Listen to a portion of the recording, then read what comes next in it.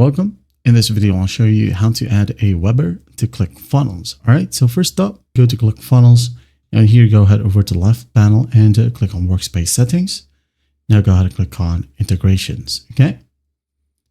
Now this integration right here doesn't need an API key, so all you have to do is just log in with your AWEBER account. So first up, if you can't find AWEBER right here, just go ahead and look it up here in the search bar. Type in AWEBER. All right, click on it, and then there will be a pop-up window.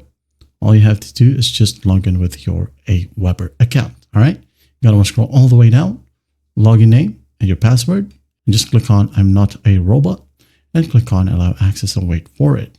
Now, once you have it connected, it will say connected in here.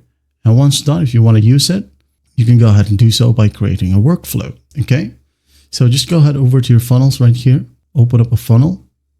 Now you can go ahead and create a workflow or use a workflow that you have created. Okay, just click on the three dots beside the page or a step. And here, attach workflow, click on it.